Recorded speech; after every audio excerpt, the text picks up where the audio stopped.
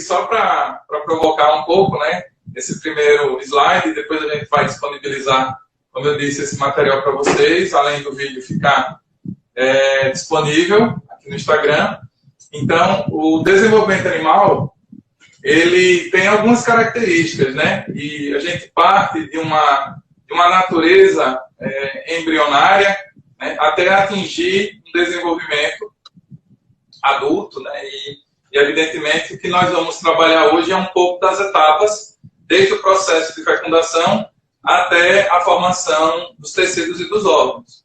Claro que alguns assuntos são bem complexos e exigirão outras aulas, tá certo?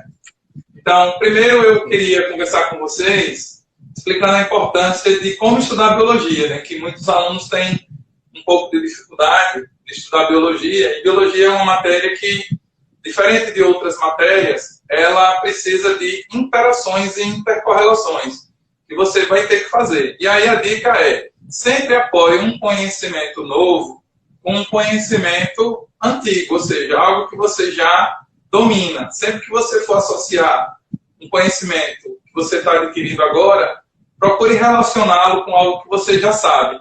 Então, por exemplo, se você já sabe o que é fecundação, né, que é a união de dois gametas, né, então você vai pegar esse conhecimento pré-existente e vai associar com aquilo que a gente vai discutir hoje. Então é necessário, para que a gente possa compreender o desenvolvimento animal, que a gente entenda um pouco sobre fecundação, que a gente entenda um pouco sobre o processo de segmentação, né, que é todo o processo de multiplicação e desenvolvimento do zigoto.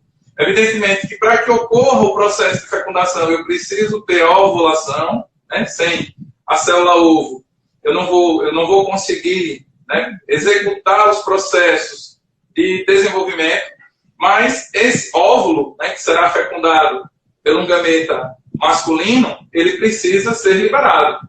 Então aqui a ideia é que você perceba que é necessário dominar o conceito de fecundação, é necessário dominar o conceito de ovulação, é necessário entender que existem diferentes tipos de óvulos, né, dependendo do animal que a gente esteja avaliando. Quais são as etapas envolvidas nesse processo para que a gente possa ter toda a segmentação e, consequentemente, a organogênese, né, em consequência. Então, o que vamos aprender hoje? É isso que nós vamos aprender hoje. Então, dando continuidade, aqui, eu separei para vocês essa imagem. Isso tudo é só para ajudar vocês a entenderem o raciocínio, né, pessoal? Então, para que eu tenha a fecundação, em primeiro lugar, eu preciso ter um óvulo disponível. E a Cauã, lhe provoco aí, você sabia que essa estrutura celular, esse gameta e o gameta feminino, né, o óvulo, ele não deveria chamar necessariamente de óvulo, ele deveria se chamar de ovócito secundário. Então, na verdade, não seria uma bem-ovulação, né? Mas um processo de ovocitação. Veja que coisa maluca. Mas, na verdade, é porque ele não está completamente terminado. O processo de gametogênese, né, masculino e feminino, ele tem algumas etapas, né? Como multiplicar, crescer, maturar. E, no caso masculino, sofre até uma metamorfose. Mas eu não vou entrar nessa discussão, eu só quero que você entenda, e todos os que estão assistindo entendam, que o ovário, ele matura alguns folículos. E, em média, no caso da mulher, por exemplo, ele vai liberar um. Pode até liberar mais de um, como acontece com os gêmeos dizigóticos, que são aqueles gêmeos que não são iguais, né? Ou são do mesmo sexo, mas não são iguais geneticamente. Quando há um gêmeo monozigótico, aí sim você tem o DNA igual e eles são realmente muito, muito, muito parecidos, porque eles dividem o mesmo patrimônio genético. Mas aqui eu tenho, em média, a cada 28 dias, né, o ciclo menstrual, você tem a liberação de um único óvulo, ou ovócito secundário. Por quê? Porque essa estrutura, né, o ovócito secundário, ele não terminou o processo de meiose. E ele só vive um dia, Cauã. Ele só vai viver um dia. Então, teoricamente, só tem um dia de fertilidade. Sabia disso? Estou entendendo. Professor, mas eu queria saber o porquê que ele só vive um dia. Então, ele só vive um dia, em média, porque é uma estrutura muito complexa e que não terminou o seu processo de desenvolvimento, né? Na verdade, como ele não terminou a meiose, ele não tem como entrar num processo interfásico, por exemplo, que seria um processo em que ele retomaria o metabolismo, né? Ele retomaria a capacidade de síntese proteica, ou seja, ele readquiriria as condições de realmente continuar vivo. E ele não foi preparado para isso, ele foi preparado para receber o material genético masculino e receber também um par de centríolos, né? Que é o que basicamente o gameta masculino vai entregar. E também uma outra curiosidade interessante é que esse gameta feminino, ele é muito, muito maior que o gameta masculino. A gente pode até fazer uma comparação um pouco grosseira, mas seria uma bola de basquete, né? Se fosse o gameta feminino, e a cabeça do alfinete seria o danadinho do espermatozoide. Só para você perceber o quanto que é diferente. E essa grande diferença de tamanho, ela está relacionada com a questão do material nutritivo. Essa célula ela foi preparada para viver por vários dias, né, sem ter uma nutrição fetal. Então, é necessário que ela tenha um acúmulo de reservas. Isso, inclusive, vai afetar nos tipos de segmentação, que a gente vai falar daqui a pouco. Mas, voltando para cá, é fato que a gente não tem apenas um único dia, né, de fertilidade quando a gente pensa dentro do ciclo menstrual. O tempo de vida do gameta feminino é em média de um dia. Só que o danadinho do espermatozoide, ele fica esperando. Olha. Ele entra, né, ele vai subir aqui, entrando pelo colo uterino, né, subindo aqui a tubo uterino, e ele fica aqui aguardando. E ele pode viver vários dias aqui. E assim, ele vai estar esperando na hora que o ovócito for liberado. E realmente ele vai rasgar o ovário, né? Inclusive tem mulheres, né, que sentem dor quando isso acontece. Chega até a alterar a temperatura corporal, para você ter ideia. E esse processo está relacionado com 4 hormônios, né? Você tem o hormônio folículo estimulante, o hormônio progesterona, o hormônio estrógeno e o hormônio luteinizante. Na verdade, se a gente pegar uma sequência, seria o folículo estimulante, né, o estrogênio, o hormônio luteinizante, que é basicamente quem faz com que o gameta feminino rompa o ovário, e a progesterona. A gente vai ter uma outra aula aí mais pra frente que eu vou explicar esse processo.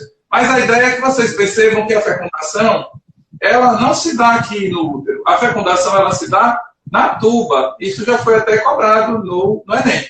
E a fecundação ocorre aqui, mas a anidação, que é o processo do zigoto se estabelecer no interior do órgão reprodutor feminino, ele não vai ocorrer aqui, ele vai ocorrer exatamente aqui no endométrio. Por isso que as paredes foram preparadas, né? O endométrio é um conjunto de vasos que vai possibilitar que esse embrião em desenvolvimento, porque veja aqui, ó, é uma célula, 2, 4, então ele está se multiplicando, percebeu? 8. Ou seja, o que está acontecendo aqui? Está acontecendo todo um processo de morulação. Aqui você tem a segmentação ou clivagem que está ocorrendo, isso aqui vai levar 3, 4 dias, né, 5 dias, até chegar aqui, e aqui ele já está entrando em um outro estágio, você veja que tem uma cavidade aqui, né, que é a blástula. Ok? Professor. Oi. Levi tinha perguntado agora há pouco, mas o sêmen fica cerca de 3 dias no útero, correto? Então, na verdade, né, o material reprodutivo masculino, que é o espermatozoide, ele vai penetrar, né, pela vagina, vai adentrar o útero e ele vai seguir o caminho de uma das tubas uterinas. Existem sinais químicos, inclusive, que ele vai reconhecer. Então, esses espermatozoides, em quantidade de milhões, né, claro que eles vão morrendo, né, e aí realmente os últimos serão os primeiros, né, porque aqueles que chegarem até o local, eles vão lá aguardar. Claro que se o ovócito já estiver na área, os primeiros que chegarem são aqueles que vão, né, o primeiro que chegar, na verdade, é aquele que vai fecundar. Porque aí existe um fenômeno interessante que a gente pode ver aqui nesse slide. Você até pode ter mais de um chegando, mas, na verdade, apenas um fecundará.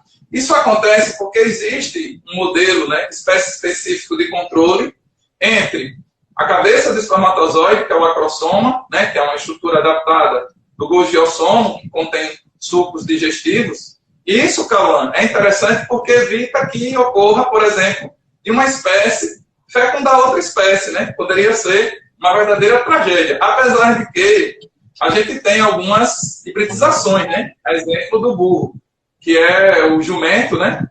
Que vai cruzar com a égua. Então, acontecem algumas falhas, né?